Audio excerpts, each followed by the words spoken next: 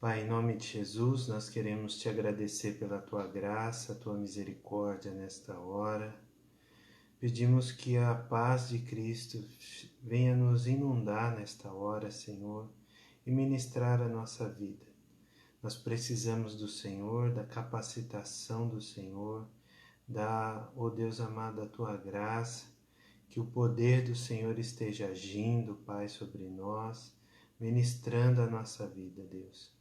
Pai, abençoe cada um que estiver, Senhor Deus, assistindo nesta hora, que o Senhor possa trazer graça, trazer a tua misericórdia, ampliar a nossa mente, Deus, renovando pela capacitação do teu Espírito Santo, que possamos, ó Deus, como corpo de Cristo, obedecer o cabeça que é o Senhor Jesus na nossa vida, mediante esta graça, Senhor Deus, que o Senhor nos encha do teu amor, para que nós possamos, ó Deus, caminhar na consolação, na comunhão do teu Espírito, Pai.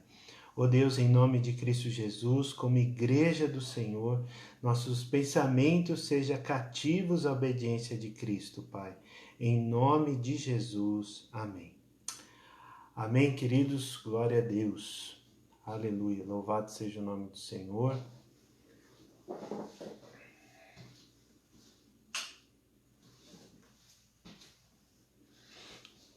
Estamos aí para mais uma aula com a misericórdia de Deus. Sabemos que o Senhor é bom e a sua misericórdia dura para sempre.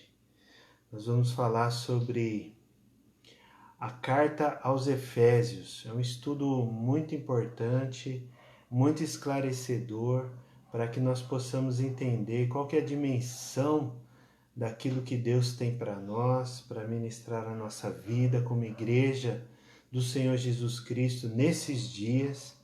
Então nós queremos trazer de uma forma panorâmica, de uma forma introdutória, o panorama do Novo Testamento.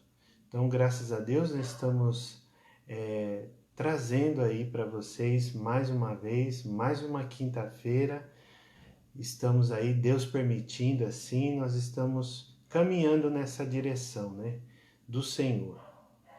Então, essa escola bíblica da Igreja Batista Nova Aliança tem o objetivo de trazer informações para que você, como leitor da Bíblia, esteja com o entendimento, o conhecimento da Palavra de Deus, para que possa estar cada vez mais penetrando a Palavra de Deus no seu coração.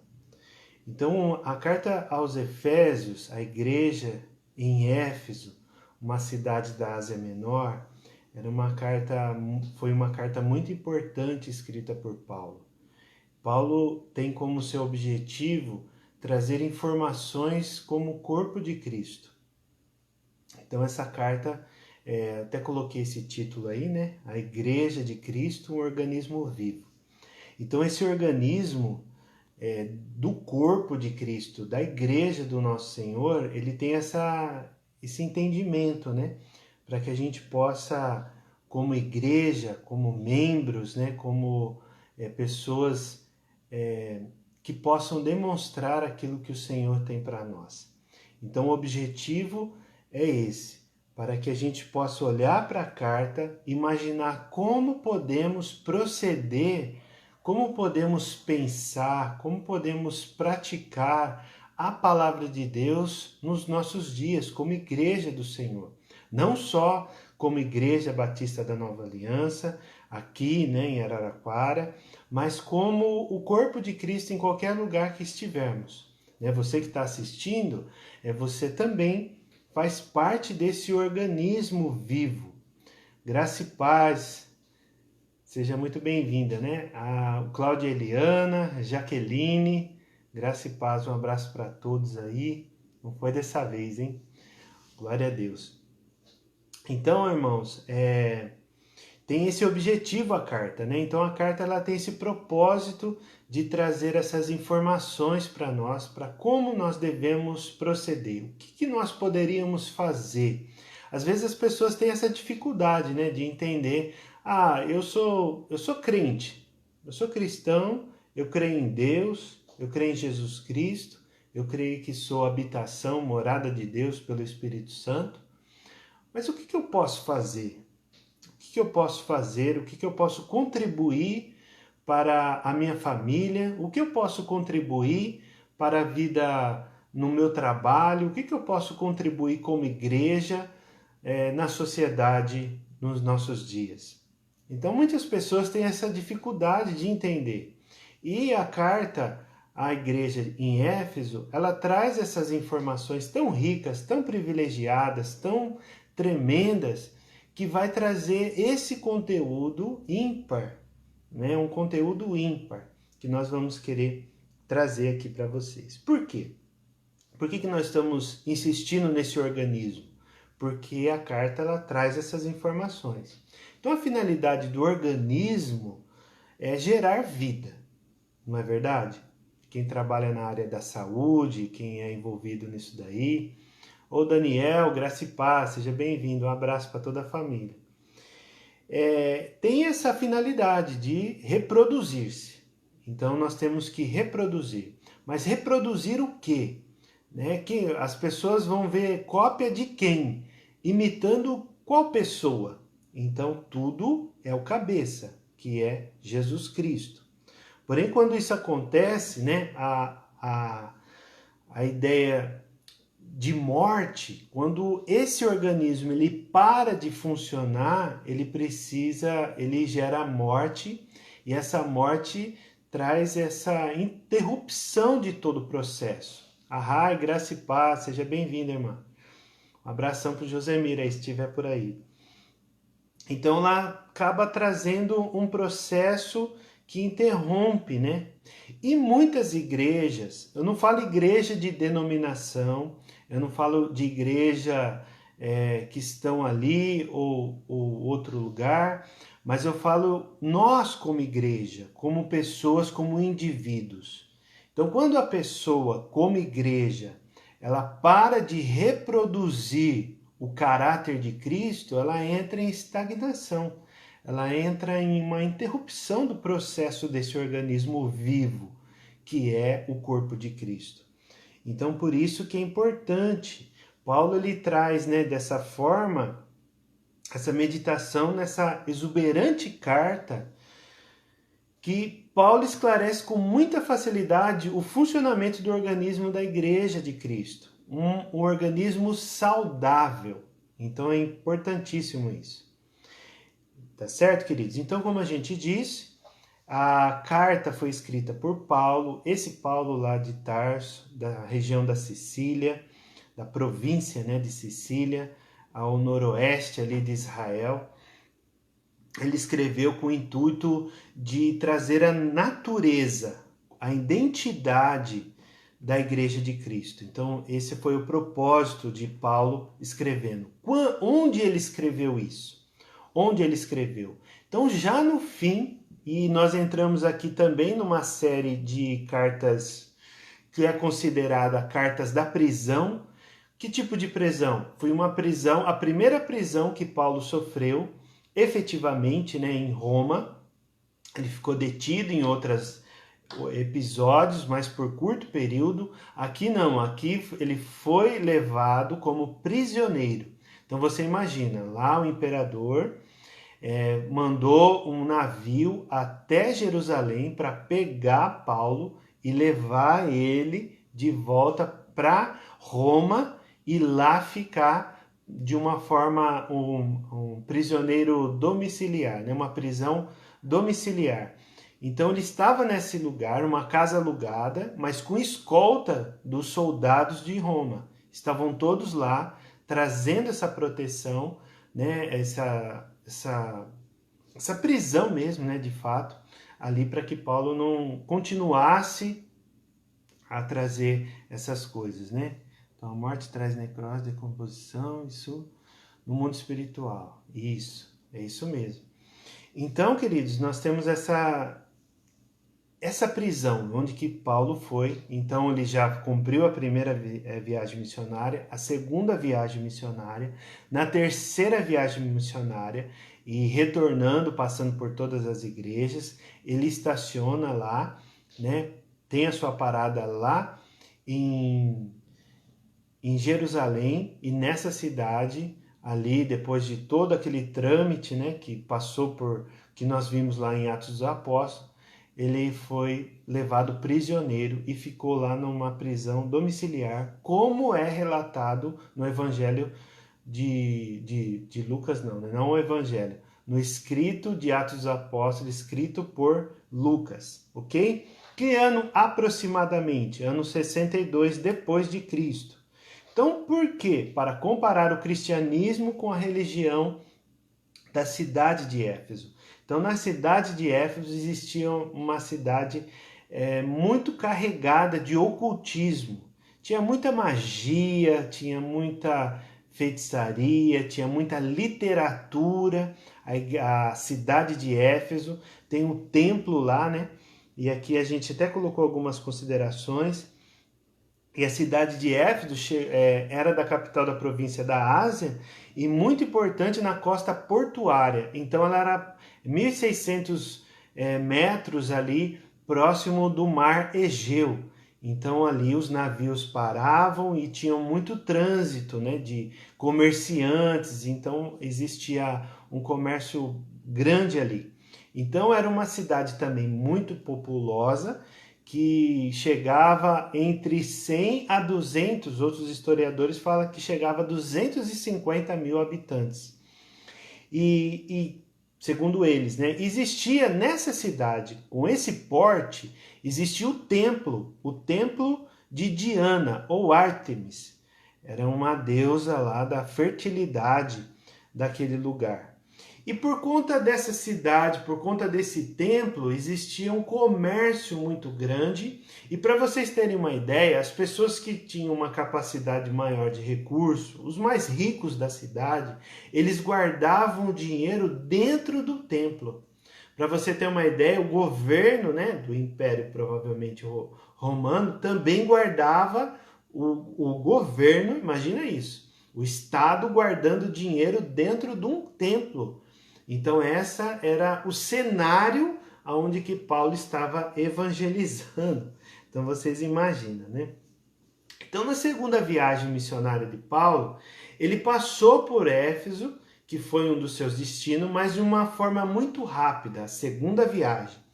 E nessa segunda viagem, ele ficou ali e por pouco tempo, né? Onde deixou os seus irmãos que vieram lá de Roma, né? Simoneide, seja muito bem-vinda. Então aí o que acontece? Ele veio daquela região, passou por ali e ele já havia feito contato com com Priscila e Áquila, né? Áquila e Priscila. E com isso ele trouxe esses dois irmãos que já eram convertidos lá de Roma, que se encontraram em Corinto e desceram, né, para passar lá por Éfeso. E lá eles pararam e lá foi fundada essa igreja. Só que ele ficou pouco tempo. E depois retornou no retorno da segunda viagem. Aí na terceira vez que ele subiu para a terceira viagem missionária, aí sim ele parou lá e ficou provavelmente 3 anos lá naquela região. Ficou lá pregando o evangelho, ministrando a palavra de Deus, pregando o evangelho de Cristo. 3 anos, imagina só, bastante tempo. Aí depois disso, o que aconteceu? Ele pegou e foi para lá, né? Foi lá continuou a sua viagem e na terceira viagem e ficou o último direcionamento dele, o último destino dele foi em Corinto. Depois de Corinto, ele ia voltar e passar por Éfeso, só que ele não fez isso. Por quê? Porque os agitadores daquele comércio que estava sendo prejudicado porque a igreja estava crescendo, estavam ali tramando, né? E de outra maneira também, tramando contra a igreja, contra o evangelho que estava sendo pregado. Por quê? Porque o evangelho estava contribuindo para a extinção da cultura ocultista que havia naquele lugar.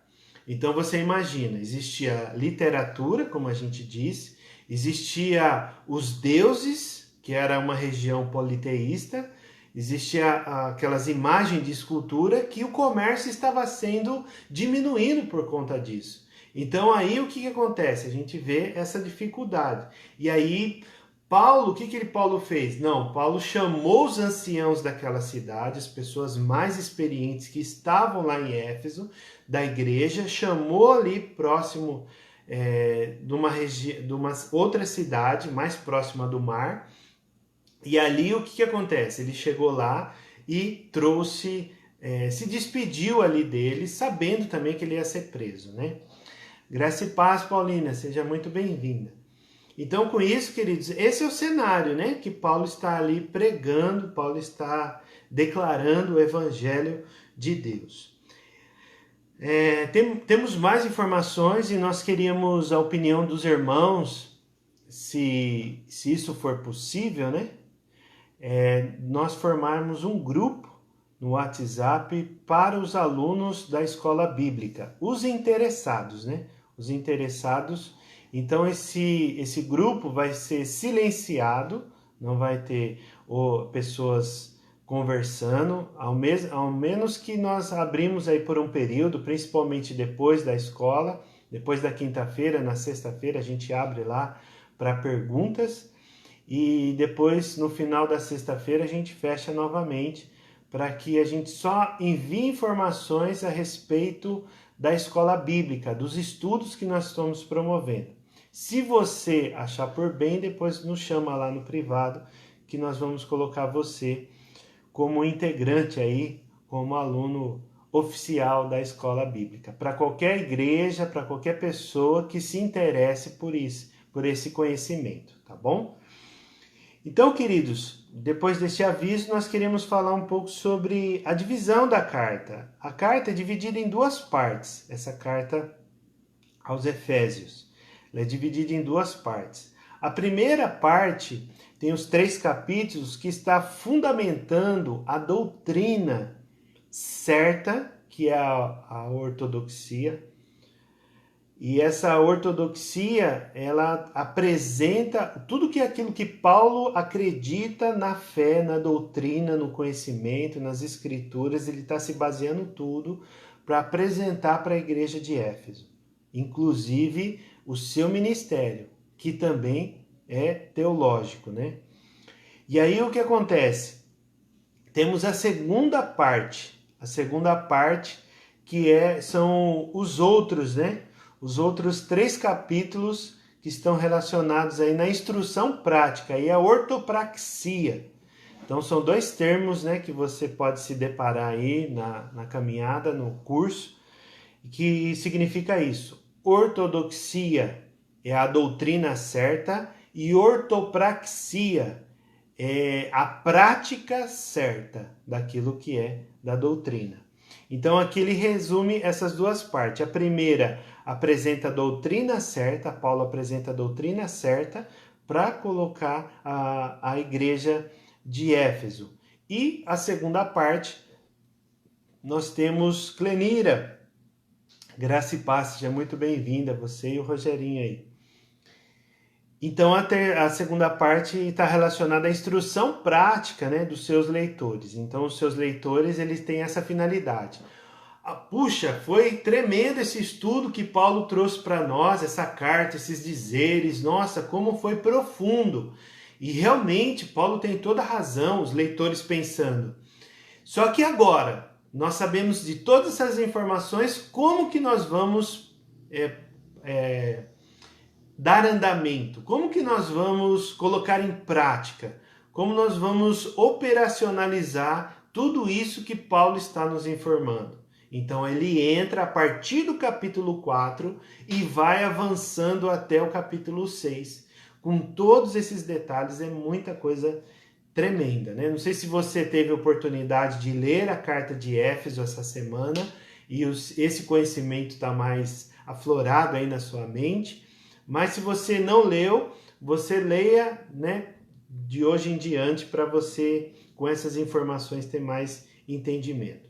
Enquanto a carta de Éfeso, ela trata a respeito do corpo de Cristo, tem uma outra carta muito semelhante, que é a carta aos Colossenses. Então essa carta à igreja de Colosso, ela fala a respeito do cabeça, da soberania, da supremacia de Cristo. Então é importante a gente entender que quando nós chegarmos, a próxima semana vai ser Filipenses, assim Deus permitindo. Mas quando nós chegarmos na carta aos Colossenses, nós vamos ver bastante semelhança entre elas. A cidade de Colossenses também está situada ali na região da Ásia. Mas outras pessoas dizem que essa carta não ficava somente naquela igreja, naquela cidade. Era uma carta que depois circulava nas outras cidades vizinhas, né?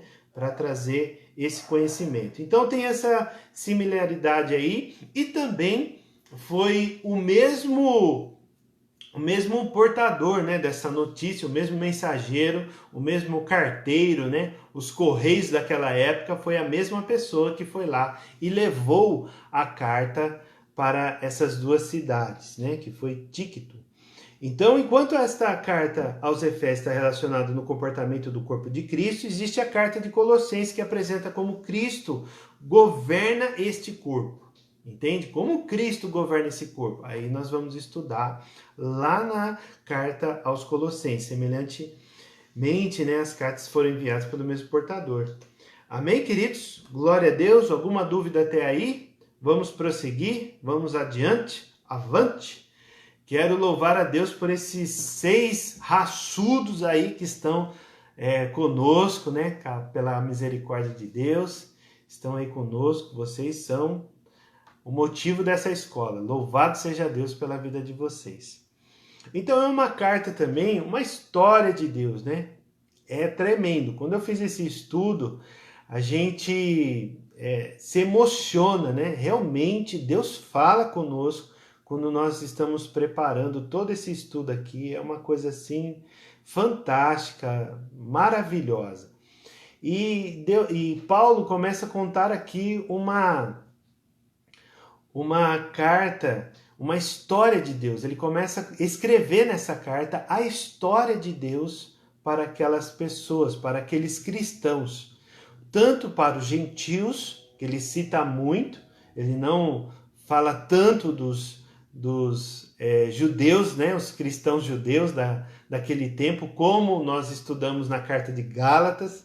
Essa carta aqui ele já está mais, vamos dizer assim, mais experiente. Paulo está mais maduro, né? O Espírito Santo já trabalhou bastante no coração dele e ele traz esse conforto, né? Essa segurança para a igreja de Éfeso, né? Que nós vemos aqui.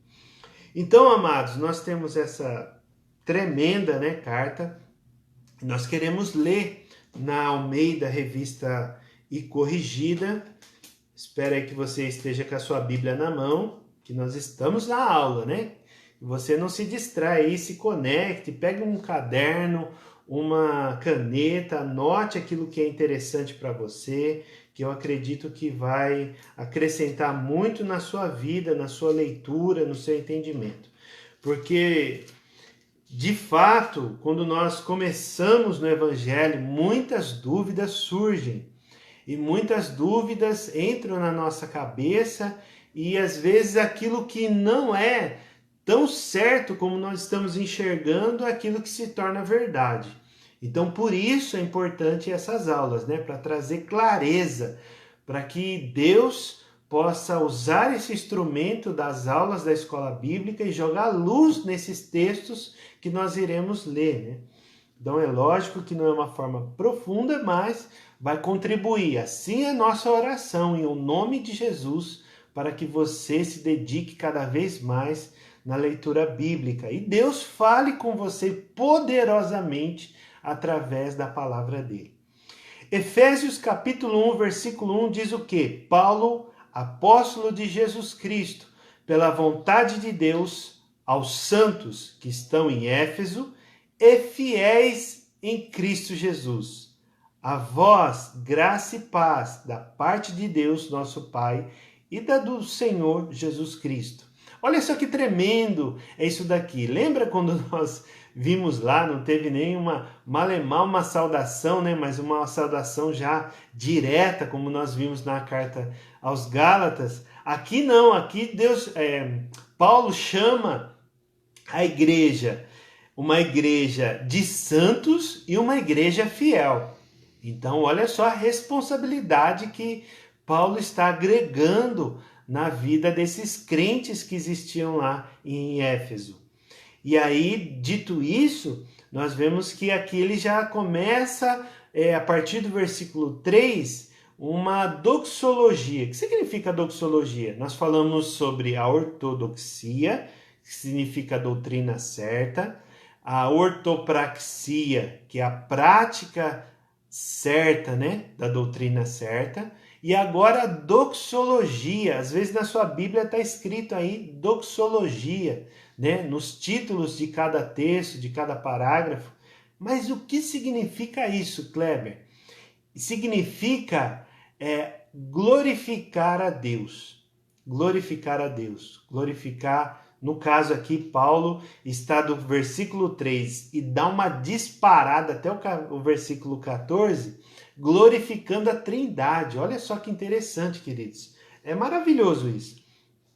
E nós vamos ver aqui, né, como nós anotamos, do versículo 3 ao 6, ele diz assim, vamos ler esses versículos que são muito tremendos, maravilhosos. Diz assim: Bendito Deus e Pai de nosso Senhor Jesus Cristo, o qual nos abençoou com todas as bênçãos espirituais nos lugares celestiais em Cristo, como também nos elegeu nele antes da fundação do mundo, para que fôssemos santos e irrepreensíveis diante dele em amor.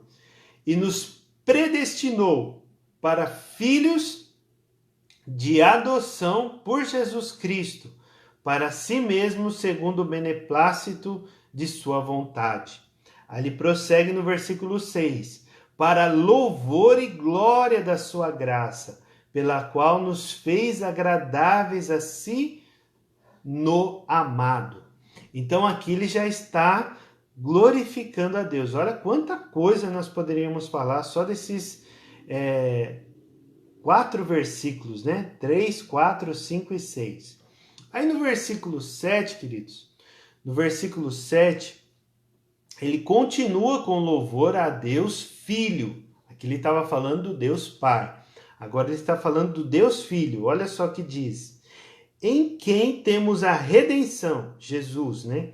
Pelo seu sangue, a remissão das ofensas, segundo as riquezas da sua glória, da graça. Conosco em toda sabedoria e prudência, descobrindo-nos o mistério da sua vontade, segundo o beneplácito, né, o propósito que propuseram em si mesmo, de tornar a congregar em Cristo todas as coisas, na dispensação da plenitude dos tempos, tanto as que estão nos céus como as que estão na terra. Nele, em Jesus, digo, em quem também fomos feitos heranças, havendo sido predestinados conforme o propósito daquele que faz todas as coisas, segundo o conselho da sua vontade, com o fim de sermos para louvor da sua glória, nós, os que primeiro esperamos em Cristo. Então, olha só que esses versículos, até o versículo 12, está falando a respeito de Cristo. E no versículo 13 e 14, ele já fala sobre o Espírito Santo. Então, aqui a doxologia dele está completa, se remetendo sempre à Trindade. Vamos ler. No versículo 13, em quem também vós estáis depois que ouviste a palavra da verdade, o evangelho da salvação, e, tendo nele também crido, fostes selados com o Espírito Santo da promessa, o qual é o penhor da nossa herança, para a redenção da possessão de Deus, para louvor da sua glória. Que tremendo que é isso, queridos. Maravilhoso, maravilhoso. Então, só nesses versículos poderíamos falar muito tempo, né? Tem muita riqueza quando esses versículos são estudados. Mas nós vamos prosseguir porque a carta tem 6 capítulos, né? E nós estamos somente na primeira parte do primeiro. Vamos lá. Então, queridos, nós temos aqui essa riqueza, né, da Trindade, da doxologia. Depois do versículo 15 ao 23, Paulo, ele dá ações de graça, às vezes é antes, né? Mas aqui não, aqui ele está ali cheio do Espírito Santo, escrevendo essa carta e transmitindo toda a glória a Deus Pai, Deus Filho e Deus Espírito Santo. Mas no versículo 15, aí sim, ele coloca as ações de graça e orações. Ele coloca que também são típicas, né, de Paulo. Então, quando nós olhamos para as outras cartas paulinas, nós vemos essa característica comum que Paulo sempre está escrevendo. Agora, a oração pela iluminação do Espírito funciona para os efésios, para que tenham a consciência daquilo que eles já receberam pela fé em Cristo Jesus. Então, não é uma fé assim, pela fé. Geralmente, né, hoje em dia, o que acontece? Às vezes as pessoas elas falam assim, pela fé isso vai dar certo, pela fé eu creio, pela fé é uma coisa assim, uma esperança naquilo que vai acontecer. Aqui não, aqui nesse trecho, Paulo está falando que é uma fé daquilo que já foi conquistado, entende? Já foi conquistado. Não aquilo que vai ser conquistado, mas aquilo que já é conquistado pela fé. Então essa atitude deu a prerrogativa deles se tornarem filhos de Deus e receptores, herdeiros, né, possuidores daquilo que Deus já fez por eles. Amém? Então essa é a primeira parte aí. Aí nós entramos para o versículo do capítulo 2, né, a partir do versículo 1, que fala a respeito da reconciliação com Deus por meio de Cristo.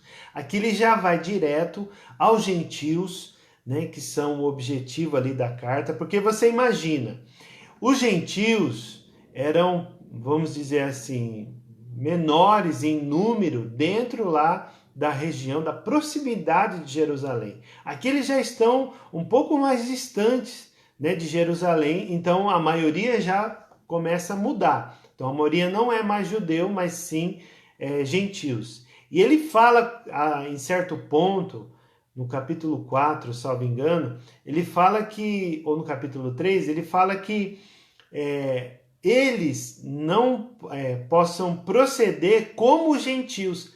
E eles eram gentios, olha só. Então traz uma outra ótica aqui, né, nessa reconciliação com Deus por meio de Cristo. E é interessante que ele fala no começo desse capítulo a respeito das pessoas mortas nos seus pecados.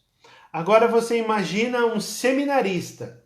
Vamos aí colocar uma ilustração aqui para você se conectar um pouco mais com esse texto. Imagina só, a pessoa, um aluno lá do seminarista, e o professor dele fala, prepare um sermão que eu vou levar você num lugar aí e você vai pregar. Então, puxa, o cara tá ali empolgado, né? Estudando e se envolvendo com aquilo lá. Essa história é verídica, hein? Mas aconteceu muitos e muitos anos atrás. E aí, o que aconteceu? Ele chegou lá e falou, vamos lá, chegou o dia, o horário, e você vai pregar, e os alunos o acompanharam para trazer essa ilustração aí para todos os alunos lá presentes do seminário. Aí chegou nesse certo lugar, chegou lá, né? Todo mundo ficou surpreso. Por quê? Porque era um cemitério. Vai pregar no cemitério. Vai pregar no velório? Não ia pregar no velório. Ia pregar efetivamente no cemitério. Meu Deus, professor é louco. Tá doido, tá maluco esse professor. Mas não, ele falou, não, prega aí. Você imagina a cena, né? Os túmulos lá, tudo lá, né? Os dizeres lá dos mortos, os vasos, imagina hoje, né? No cemitério São Bento, no cemitério das Cruzes. E o seminarista abre lá e fala, vou obedecer, né? Melhor obedecer do que sacrificar. E ele vai, abre a Bíblia lá e começa a pregar. Irmãos, abra a Bíblia aí em Efésios capítulo 2, versículo 1. Imagina a cena. Por quê? eu estou contando essa ilustração? Porque muitas vezes nós, como evangelistas, que nós pregamos o evangelho para a nossa família, pregamos o evangelho no nosso trabalho, pregamos o evangelho para as pessoas que nós conhecemos, nos meios que nós nos envolvemos, nos ambientes. E às vezes nós queremos nos preparar tanto para poder pregar melhor, para convencer aquela pessoa, só que bem na verdade, aquelas pessoas estão mortas para os seus pecados. Ali, o pecado trouxe uma condenação, como a lei diz, e eles estão condenados, estão mortos em seus pecados, entende? Então, às vezes, não adianta a gente querer pregar achando que aquilo que nós vamos falar vai convencer a pessoa. Não vai, porque ela está morta, como nós também estávamos mortos, entende? Quando as pessoas pregaram para nós, como que pregava lá para o Kleber? Pregava e o Kleber desdenhava. O Kleber deixava para lá, deixava a pessoa falando sozinha, às vezes ridicularizava, menosprezava os cristãos. Mas aí um dia o Espírito Santo tocou no coração do Kleber, como tocou no coração dos irmãos também, e tocou no nosso coração por alguma dessas palavras que nós recebemos. Entende? E ali sim aconteceu a obra de Deus. Ali sim aconteceu o convencimento do Espírito Santo sobre a vida do indivíduo e aí sim ele se converteu. Entenderam?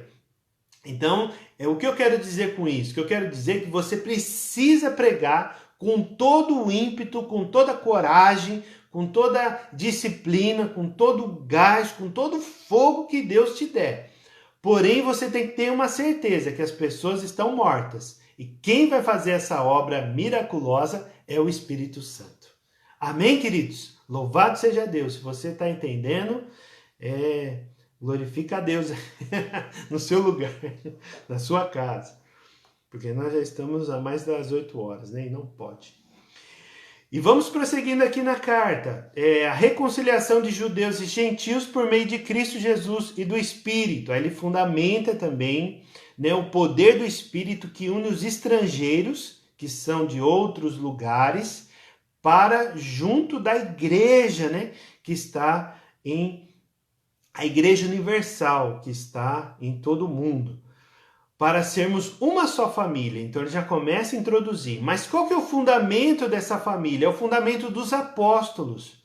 Então tudo aquilo que os apóstolos deixaram registrados. O que é? É o Novo Testamento, a grande maioria, né? Escrita por Paulo e pelos evangelistas. E um que não é apóstolo e também não é judeu, por exemplo, né? Que foi Lucas, escreveu o Evangelho de Lucas e também o livro de Atos.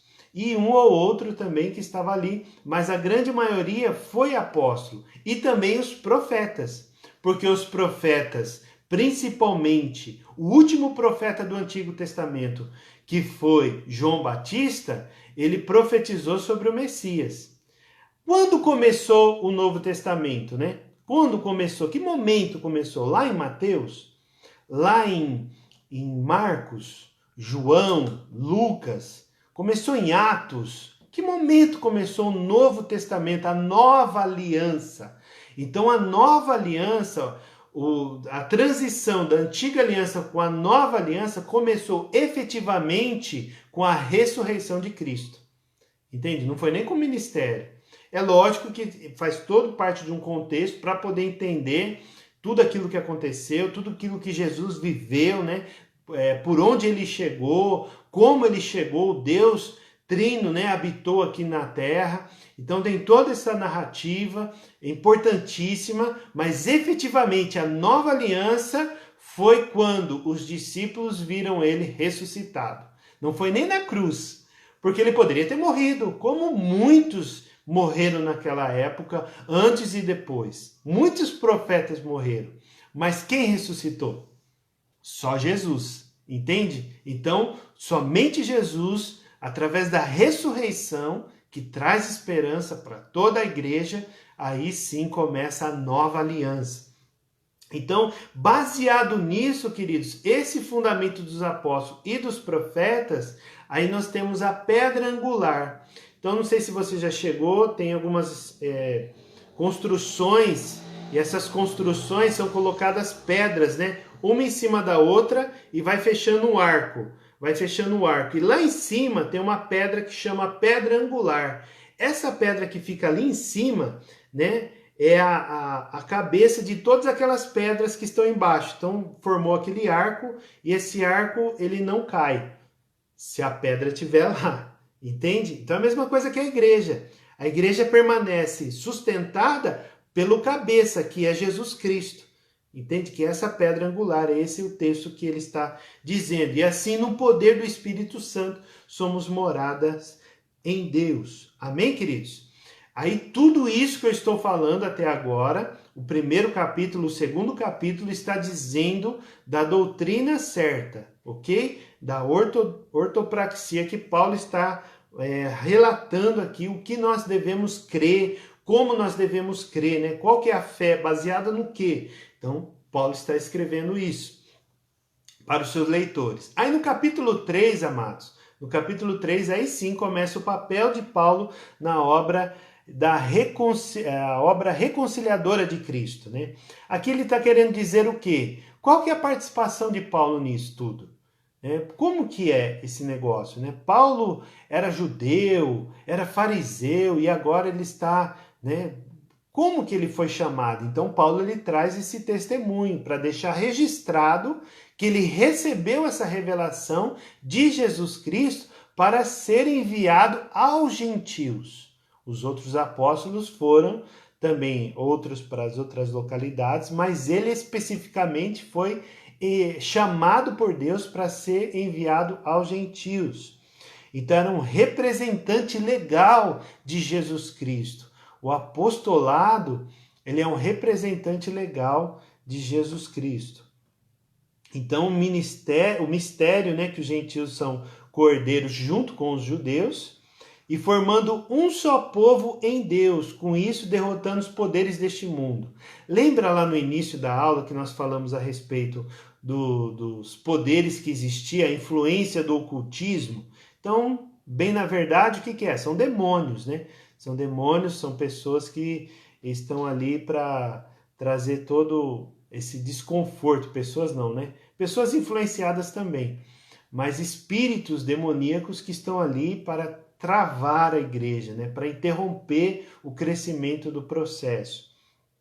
Então aqui Paulo está colocando que o corpo unido, né, tendo o cabeça que é Cristo, ele vai destruir esses poderes que existia naquela época e consequentemente destrói da mesma forma hoje.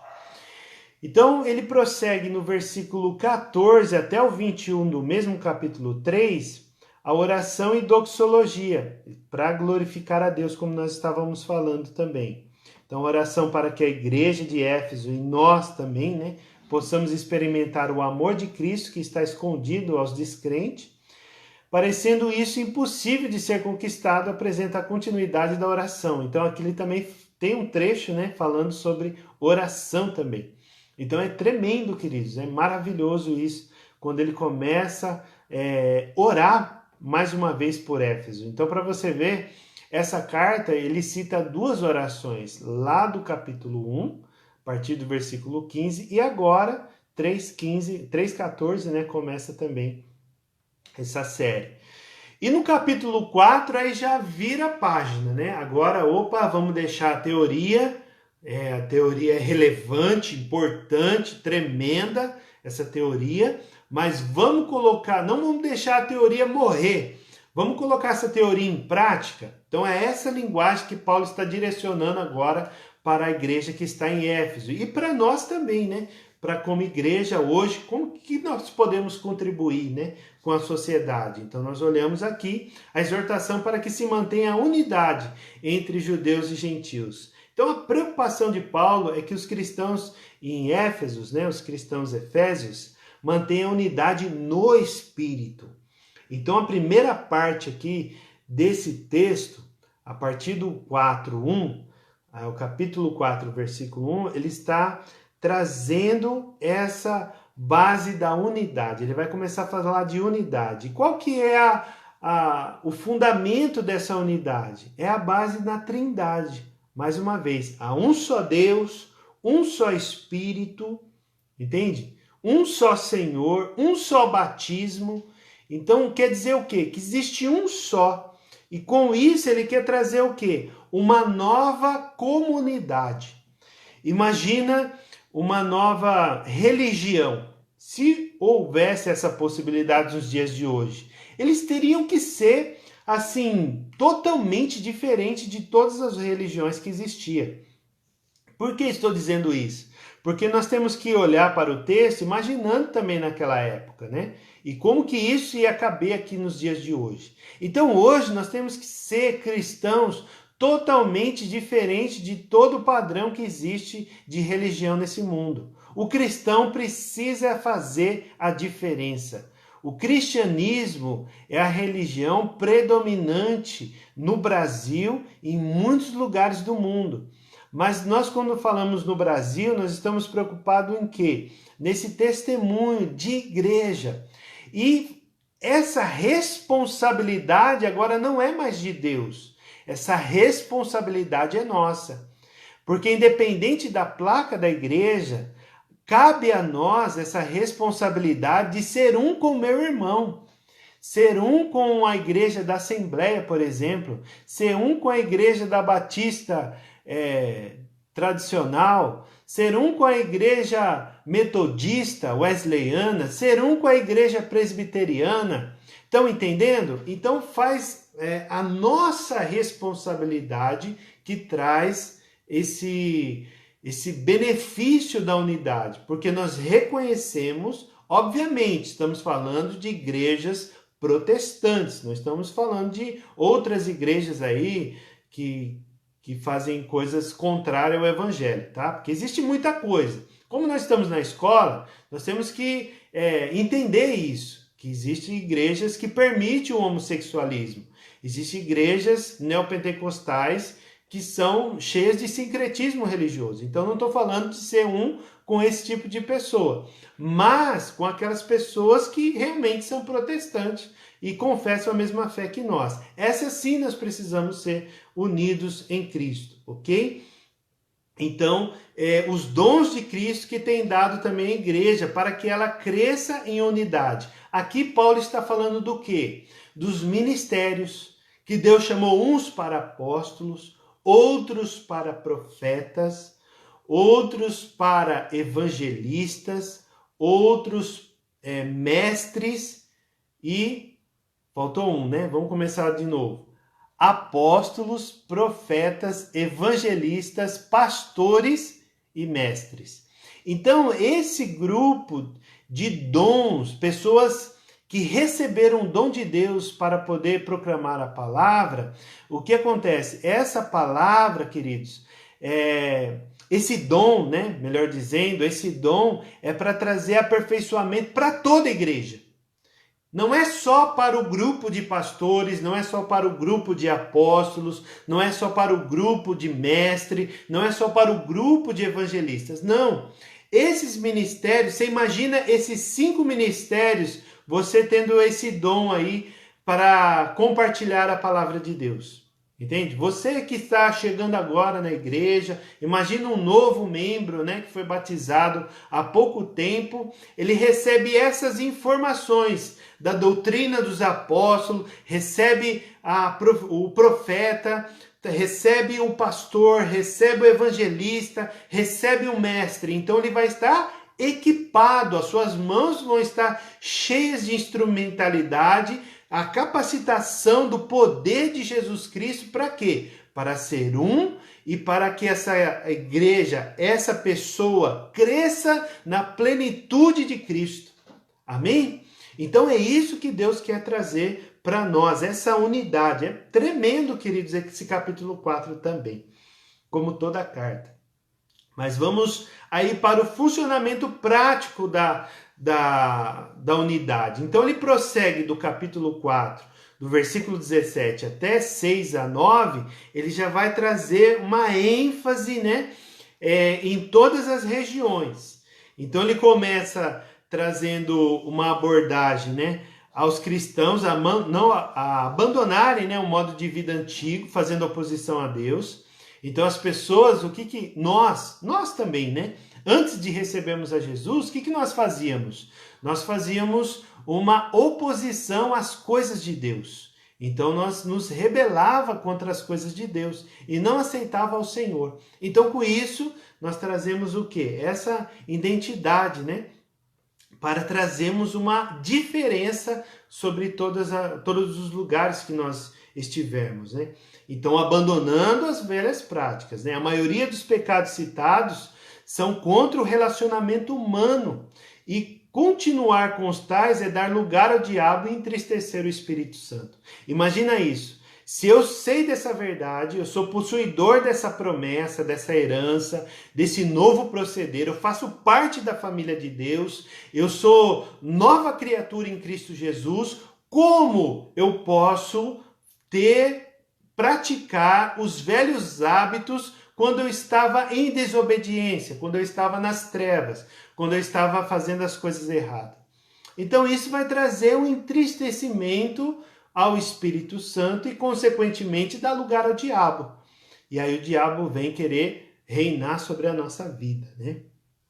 Então, queridos, depois dessa série de recomendações para abandonar os antigos caminhos e se tornarem luz a Deus na escuridão, e dá a devida atenção na adoração comunitária que ocorreu no contexto, né, dos lares. Então aqui ele já aplica todo esse procedimento dentro da adoração comunitária. Onde que é? É dentro das casas. Olha que tremendo que é isso, querido.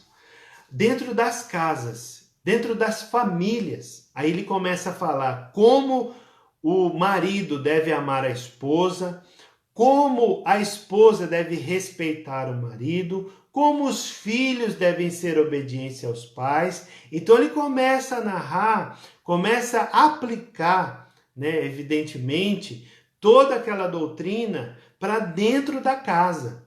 Então você imagina, por exemplo, quando uma família começa a se ofender um com o outro, o pai e a mãe, né, o marido e a esposa, começa a se ofender, começa a trocar agressões físicas. Você imagina essa cena? E eles continuam frequentando uma igreja evangélica. Imagina esse cenário. Então, como que ele vai poder dar esse testemunho que ele faz parte de uma nova humanidade, de uma nova comunidade, de um novo nascimento em Cristo Jesus? Entende? Olha só a aplicação aqui para nossas vidas. Então, isso é muito importante, é isso que Paulo está querendo trazer para aquela comunidade lá de Éfeso, para aquelas cidades vizinhas, para que eles possam dar esse testemunho, né? Amém? Vamos prosseguir aqui. E a exortação também que deixe-se encher do Espírito Santo. Serve para quê? Para a adoração e para favorecer relacionamentos dentro dos lares. Amados, quer uma dica? Você quer ser um bom marido? Seja cheio do Espírito Santo. Você quer ser uma boa esposa? Seja cheio do Espírito Santo. Você quer ser um bom filho, um bom empregado? Seja cheio do Espírito Santo. Porque quando você é cheio do Espírito Santo, você está efetivamente sendo igreja dentro da sua casa. Que maior testemunho que isso? Nós sempre ouvimos dizer isso. Quando as pessoas lá atrás, né? Lá atrás, falaram para nós. Você quer conhecer uma pessoa? Pergunte para as pessoas que moram com ela. Aí você vai saber. Não é verdade? Aí sim é aquele onde o sapato aperta, né? Vamos dizer assim. Ali você vai ser, evidentemente, um cristão. É isso que Paulo está querendo trazer aqui para essas pessoas. Esse relacionamento saudável precisa ter muito poder do Espírito Santo na nossa vida, né? Afinal, o lar cristão é a expressão básica da comunidade cristã.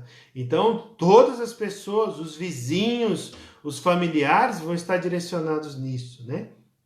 Note também que as regras do lar são mencionadas em seções distintas, né? Como nós estamos falando, proprietário, marido, pai e mestre, em relação aos outros tipos de pessoas na casa, esposa, filhos e escravos. Porque naquele tempo, queridos, serve para nós hoje também, naquele tempo existia pessoas escravas que eram funcionários lá da casa. O mordomo, aquele que cuidava da família, cuidava dos filhos, como a gente viu lá no capítulo 4, né? De Gálatas, os tutores, curadores. Então existiam pessoas ali responsabilizadas e também escravos, né, que estavam trabalhando para aquelas famílias que tinham mais recursos. Então esses escravos, eles tinham que proceder como se estivessem trabalhando para o Senhor. Hoje nós podemos pegar, né, essas informações e colocar nos nossos dias. Por quê? Porque assim a gente consegue entender o procedimento do cristão dentro da empresa. O que o cristão tem que fazer lá dentro da empresa? Ele tem que servir a Deus como está servindo ali, servir o seu superior, o seu encarregado, o seu patrão, o dono da empresa, servindo a ele como ele estiver servindo ao Senhor. Entende? Então, olha só que responsabilidade para nós que somos funcionários, que somos empregados. Nós temos que dar um bom testemunho naquele lugar. Entende? Que nós fomos colocados ali. E dessa forma, através do poder de Deus, pregar o Evangelho. Olha que autoridade que é. Né? Além da autoridade, da autonomia, de você pregar, dando um bom testemunho, não que isso vai gerar um certo poder a mais, né? Que você vai estar ali pregando o evangelho e as pessoas vão começar a se converter. Não, você vai estar fazendo a sua parte. Então, nós fazemos a nossa parte e o Espírito Santo, com certeza absoluta, vai fazer a parte dele. Entende? Não tem como o Espírito Santo fazer tendo um mau testemunho. Entende? Então esse elemento chave, né, que o amor funcione da mesma forma que o amor de Cristo sobre a igreja. Então o amor de Cristo é sobre tudo que existe dentro da família. O amor lá na casa, na vida do proprietário, no caso do marido, do filho e de todas as pessoas, né, da esposa e também dos seus empregados, né? Das pessoas que estão ali servindo. Então o amor de Cristo precisa estar envolvendo tudo isso. Isso é um organismo vivo. Isso é uma igreja relevante. Isso é uma igreja que funciona, um organismo que funciona efetivamente. Quando é praticado essa doutrina, tem essa consciência de tudo aquilo que Deus tem para nós e, consequentemente, nos portamos assim. Nós procedemos dessa forma, nós praticamos aquilo que nós acreditamos. Amém? E aí, no capítulo 6, versículo 10, ele faz uma conclusão de uma forma assim direcionada para aqueles poderes malignos que estavam atuando lá na região da Ásia Menor. Porque como era uma cidade populosa, como era uma cidade portuária, como que era uma cidade que existia muito comércio, então você imagina, existia várias religiões lá, vários deuses. E assim, aqueles artesãos lá daquela época, eles construíam ali aquelas imagens e comercializavam. As pessoas tinham as suas literaturas, tudo ali, né? Então, com isso, amados, nós temos que entender essa armadura de Deus. Olha só que tremendo que é esse outro estudo, né? Tem muita coisa, né? E a gente está passando bem superficialmente aqui. Essa armadura de Deus, ele está falando do quê? De prática. Ele não está falando para você pegar a espada, pegar o capacete, pegar o colete, entendeu? Pegar a arma e a bota e ir para a guerra. Não, ele não está falando isso. Ele está falando do nosso procedimento. O que nós poderíamos fazer? O que nós poderíamos aplicar aqui nessa hora? Então, quando ele fala da armadura de Deus, ele está falando daquilo que Deus espera que nós façamos. daquilo que nós priorizamos na nossa vida. Aí sim nós vamos vencer toda obra maligna. Então essa obra maligna, ela é vencida de que maneira? Nesse procedimento, falando a verdade, né? Procedendo de toda essa maneira aqui que o livro fala, né? A partir do versículo 10, que diz, né? No demais, irmãos meus, fortalecei-vos no Senhor e na força do seu poder, revesti-vos de toda a armadura de Deus, não dos homens, para que possais estar firmes contra as astutas ciladas do diabo. Porque você imagina que aquela igreja não estava sendo pressionada pelo diabo lá? Pelas potestades, principados, dominadores daquele mundo tenebroso? Eles não estavam lá porque era uma igreja que tinha um templo de Diana.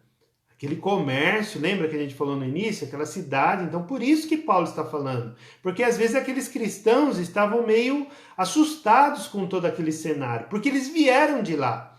Então, Paulo está querendo colocar para eles o quê? Falar, vocês têm essa autoridade que Cristo concedeu a vocês contra esses espíritos. Não contra as pessoas, porque a nossa luta não é contra carne e sangue, né? Diz o texto aqui no versículo 12. Porque não temos que lutar contra carne e sangue, mas sim contra os principados, contra as potestades, contra os príncipes das trevas deste século, contra as hostes espirituais da maldade nos lugares celestiais. Portanto, quer dizer o quê? É agora, vamos nessa. Vamos nessa linha aqui que Paulo está falando. Tomai toda a armadura de Deus para que possais resistir no dia mau e, havendo feito tudo, ficar firmes. Estais, pois, firmes, tendo cingido os vossos lombos com a verdade. A verdade é o quê? Procedimento no relacionamento. E vestida a couraça da justiça, você ser justo com as pessoas, você praticar a justiça que Deus tem. Calçar os pés na preparação do evangelho da paz. Você anunciar as boas novas que promovem paz. Não é mexerico, não é diz que me diz que, não é fofoca, não. É para você promover a paz. O evangelho da paz é para você anunciar aquilo que Deus tem para nós. E é um relacionamento também. Tomando sobretudo o escudo da fé. Então, a fé, a mente, com qual podereis apagar todos os dardos inflamados do maligno. E também, além dessa fé, tem também o capacete da salvação e a espada do Espírito, que é a palavra de Deus. Então, é um relacionamento pessoal que você tem da prática com as pessoas.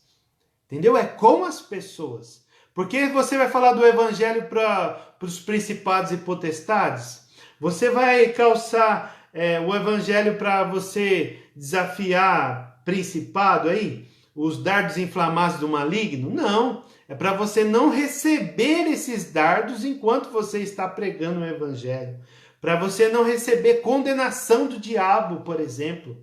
Entende? O diabo quer te condenar agora porque você fez isso ou aquilo. Não, eu estou revestido da fé. Porque hoje faço parte da nova humanidade.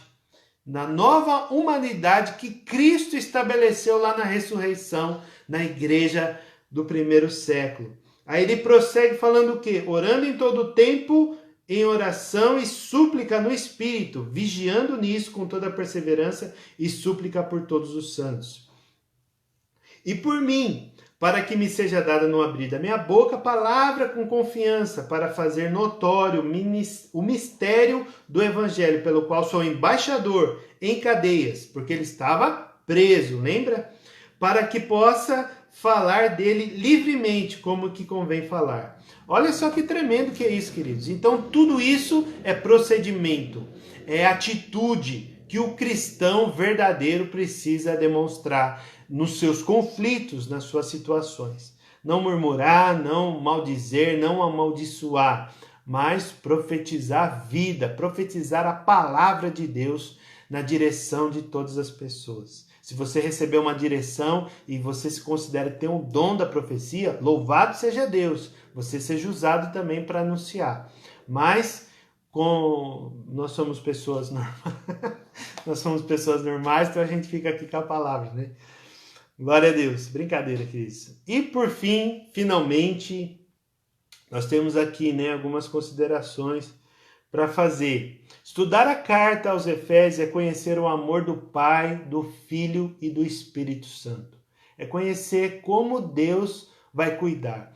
Veja bem, não lembro agora o texto, mas diz assim, no capítulo 5, ele diz assim, Paulo está falando para que se nós vamos cuidar bem do nosso corpo, porque nós precisamos do nosso corpo para fazer tudo, para trabalhar, para tudo na nossa vida, nós precisamos, para glorificar a Deus, nós vamos cuidar do nosso corpo, não é verdade? Então, como que Cristo vai deixar desamparado o corpo dele? Não tem como. Não tem como. E ele não deixa desamparado por quê? Porque ele deixou a palavra de Deus. Então a palavra de Deus, eu gosto de mostrar mesmo a Bíblia, porque você precisa valorizar isso daqui. Cada dia mais você precisa ser lembrado que nós, o Kleber precisa valorizar e todos nós precisamos valorizar as Escrituras. Então, com isso, todas as informações que estão aqui na palavra de Deus, é Cristo falando, eu vou cuidar da minha igreja. Eu vou amparar a minha igreja, eu vou dar poder à minha igreja, eu vou trazer autoridade para a minha igreja. Então, Cristo ele está falando isso através das Escrituras para nós. Então, por isso que nós precisamos tomar posse de tudo isso, né? E valorizar a unidade do corpo de Cristo. Ser controlado pela ousadia do Espírito Santo. Receber o poder do Espírito para ter relacionamentos saudáveis. Nós falamos, só recapitulando aí. E vencer através do conhecimento das bênçãos os poderes deste mundo tenebroso. Imagina só, ele está falando do que no capítulo 6, a partir do 10? Nas regiões celestiais, né? Os dominadores deste mundo, os principados, as potestades e todas essas obras aí malignas, espirituais, não é verdade? Está escrito aqui na palavra. Mas o que ele disse lá no começo? A partir do capítulo 1, versículo 3. Está falando que nós fomos abençoados nas regiões celestiais. Com isso, amados, nós somos abençoados nessa região celestial. Não é para nós temermos as regiões celestiais, entendeu? As regiões espirituais. Nós não devemos temer essas regiões, esses poderes malignos que agem, porque nós estamos revestidos, nós somos abençoados, como diz a Escritura aqui no capítulo 1, versículo 14. Entende? Então é isso, em nome de Jesus. Vamos prosseguir aí, em nome de Jesus. Na próxima semana, se Deus permitindo, nós estaremos com a carta aos Filipenses, da cidade de Filipo. Nós vamos ver que essa foi uma das primeiras igrejas da Macedônia, quando Paulo recebeu uma visão e foi enviado lá para essa igreja e conheceu lá uma pessoa, e essa pessoa lá no Rio, capítulo 17, se não falha a memória, e ali começa uma nova igreja, uma nova identidade como cristãos imitadores de Deus e de Cristo Jesus. Amém, queridos? Espero que esse estudo tenha te abençoado poderosamente, essa é a nossa oração, para que o nome do Senhor seja glorificado, a palavra do Senhor seja honrada e a igreja edificada. Essa tem sido a nossa oração por essa escola, por a palavra de Deus e pela sua vida. Amém? Que Deus te abençoe. Vamos orar para que a gente possa encerrar. Se você quiser ter algum pedido de oração, coloque aí para nós orarmos.